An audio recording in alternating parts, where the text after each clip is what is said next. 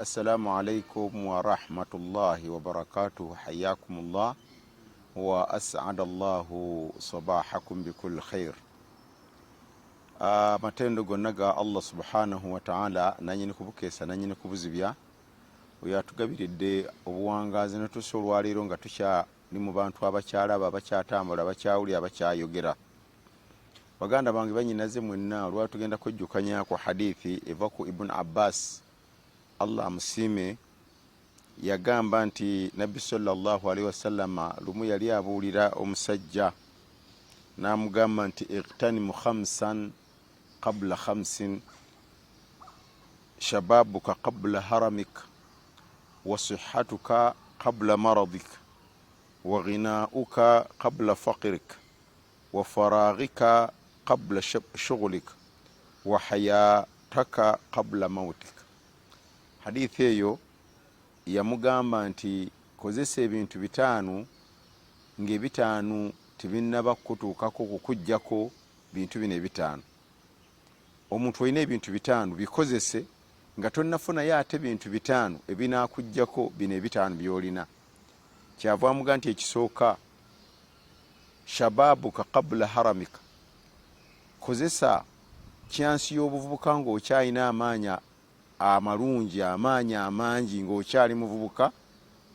Bukozesa obuvubuka ng'obukadde tibunaba kulumba, kubanga obukadde bwe bunaaba buzze bujja kujjako obuvubuka osigale nga tokyesobola.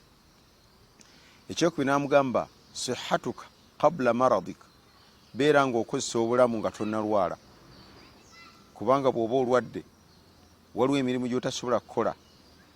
Kati kozesa kyansi eno ng'okyali mulamu tonnalwala obulwadde nga tebunaba kukujjako bulamu. Kyava amuga nti wa ghinauka qabla faqrika, okozese obugagga bw'olina, ekyo ky'olina okitoolemu mu kkubo lya Allah nga tekinnakuggwako okubeera ng'oweddemu. N'agandi wa faraghaka, kozesa obudde ng'okyalina akadde, okyalina emirembe, okyalina ebiseera qabla shughulika, nga tonnabeera kubeera bize. Ekyokutaano n'amuga nti wa hayatuka, kozesa obulamu bwo qabla mautika, nga tonnaba kufa. Ebintu ebitaanu ebyo Nabbi sallallahu alaihi wasallam kyali atugezaako okutusomesa kukulaga nti olina ebyengera bitaanu, naye omulala oyinza obutabirabanga byengera, oyinza obutabirabanga bya bbeyi, bimala kuggwaako bimala kuvaako n'obeera nga olaba omugaso gwabyo. Omuntu nga muvubuka abeera wa mugaso nnyo era waddembe, era asobola bulungi okukola emirimu egimuyingiza ejjana, kubanga aba alina amaanyi agasaala ekiro, alina amaanyi agayimirira, alina amaanyi agasoma Qur'ani, alina amaanyi aganoonya ssente n'akola hijja, aba alina amaanyi aganoonya ssente n'atola zaka, aba alina amaanyi agakonoonya ssente n'osaddaaka n'ozimba by'osobodde emizigiti n'osima bohol n'okola emirimu gyonna emirungi n'oba ng'oweetegekedde, ogenda okukaddiwa ng'olina kyeweetegekedde. N'agamba nti sihhatuka, omuntu ng'oli mulamu osobola okukola emirimu gyonna, osobola okusiiba, naye bw'olwala alusa, bw'olwala sukaali, bw'olwala pressure, waliwo ibaada gy'oba tokyasobola kukola. Kozesa obulamu, amaaso okyali mulamu, ogasomesa Qur'ani, kuba bw'onaaba ozibya amaaso onaaba tokyalaba. Ne ku muzigiti gwennyini nga weetaagisa kukwata ku mukono, so bw'oba okyali mulamu ebiyungo bwo biramu osobola obikozesa. Kyava amuga nti wa ghinauka qabla faqrika, waayo ekyo ky'olina. Bwe tugamba okuwaayo, omuntu ayinza okugamba nti oba bagamba bano abalina amaduuka ga holosero, oba bagamba bano abalina amamotoka, nze nina kaki? Nedda. Embeera yonna gy'olina, oba olina kikolo kya muwogo, tikikugaana kusima kikolo ekyo n'oggyako omunwe gumu n'oguwa omuntu akuli wansi ali mu bwetaavu bw'ekitundu ky'omunwe. Eri omwetaavu ye ng'ate ye n'omunwe ogw'eryenvu gumukolera gw'ate n'olina kiwagu. Kyova olaba nti okuwaayo kuno kwetaagisa muntu kutoola nniya. Kyova olaba nti omuvubuka mu hadithi emu Nabbi sallallahu alaihi wasallam yagamba sab'atun yudhilluhumullahu fi dhillihi yawma la dhilla illa dhilla. Mu hadithi Abi Huraira radhiyallahu anhu Nabbi atutegeeza nti abantu ba mitendera musanvu abagenda okweyagalira mu kisiikizi kya Allah yawmul qiyama lwatagenda kubeera kisiikizi ekirala kyonna. Naye yateekamu washaabun nasha'a fi ibati rabbihi, nti n'omuvubuka eyawangalya ku busiraamu n'awangalya kukola emirimu gya Allah ajja kubeera mu kisiikirizo ekyo.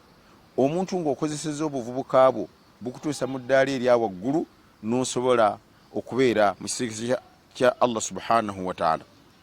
Nabbi yagenda maaso n'amugamba nti wa faraghika qabla shughulika, omuntu oyinza okuba ng'olinaawo n'ebiseera n'obyonoona bwonoonyi, n'obimalira mu mupiira, n'obimalira mu zzaala, n'obimalira mu matatu, n'obimalira mu mboozi, ate ne bukeera enkya ng'ofunye omulimu naye nga bakukoze kanagguluba, tolina nakadde, oli bize.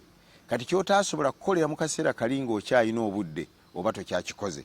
Nabbi wano kyava atuwa amagezi n'agamba wa faraghika, obudde ng'okyabulina bukozese nga tonnabeera bize.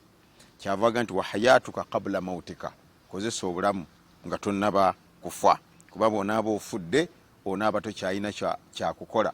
Abaafa beegomba badde ku nsi kuno at least asaaleyo esswala emu naye nga tekikyasobola, yeegomba adde ku nsi kuno wakyasibeyo olunaku lumu naye nga tekikyasoboka, yeegomba adde ku nsi kuno abeeko akalimu konna kaakola ayongere ku egyo gy'agenze nagyo, naye nga takyasobola kubanga essaawa y'obulamu yamuggwako, kati ali mu ssaawa yakufa.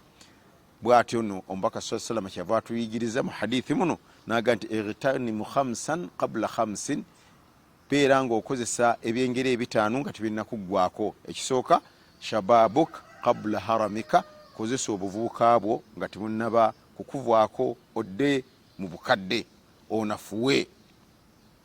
Wasihatuka qabla sakamika, okozesa obulamu nga tonnaba kulwala, kubanga agalwadde gajja kujja, amaaso gazibe, amagulu agabadde gayimirira gabe nga gakuluma, tokyasobola kuyimirira, olwadde alusa tokyasobola kusiiba, olwadde sukaali tokyasobola kukola kino, olwadde kino tokyasobola kukola kino, so kozesa obulamu nga tonnalwala. Wa ghinauka qabla faqrika, okozese ekyo kyolinawo obe ng'okitolamu ku lya Allah nga tekinnakuggwako okufuuka mwavu. Wa faraghika qabla shughulika, okozese akadde ng'okyalina tayimu nga tonnabeera bize. Wa hayatuka qabla mautika, okozese obulamu nga temunnaba kukuvwako kufuuka mufu. Hadha wabillahi tawfiq, wassalamu alaikum wa rahmatullahi wa barakatuh.